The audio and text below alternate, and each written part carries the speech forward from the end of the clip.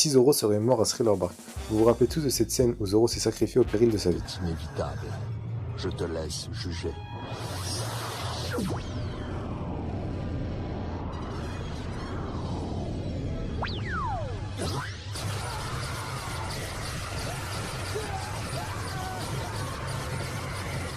Et si Zoro serait mort à ce moment-là? Changeons d'histoire.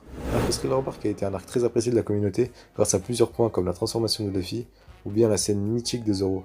Et s'il n'avait pas survécu à ce moment-là? Je vais essayer de déterminer les événements après cette mort.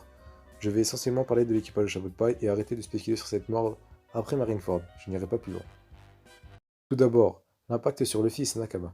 En effet, Zoro est le second de Luffy et est donc le plus puissant après lui. Cette perte diminuera grandement les forces de l'équipage. De plus, tout l'équipage serait chamboulé, attristé et détruit de l'intérieur. Car quoi de plus triste dans One Piece que la perte d'un Megumin, et serait dans l'incompréhension totale de cette mort. Sauf une personne, Sanji.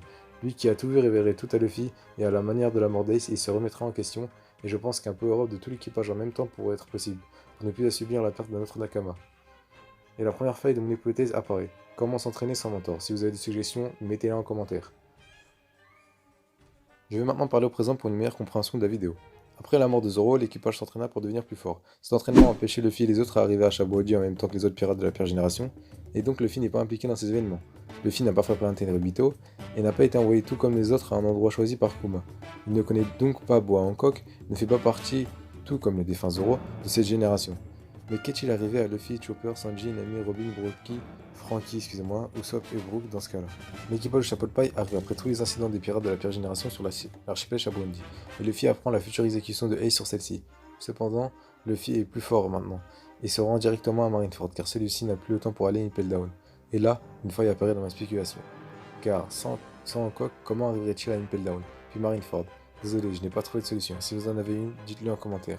Bref, disons que Luffy arrive à Marineford par ses propres moyens, et arrive à temps pour sauver Ace. Quant à Barbe Blanche, voyant son fils en danger avant sa mort, se batta, mais lui aussi n'a rien pu faire.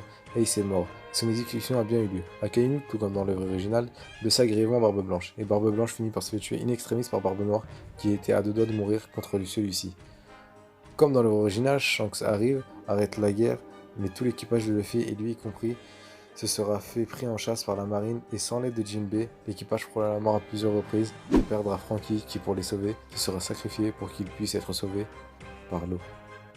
Voilà, cette vidéo sur l'impact de la mort de Zoro est terminée. Désolé si j'ai mélangé quelques événements importants dans l'arc Marineford, c'est qu'il y a vraiment beaucoup de choses. Si t'es arrivé jusqu'ici, mets l'âme en commentaire et n'hésite pas à liker et à partager cette vidéo. Salut!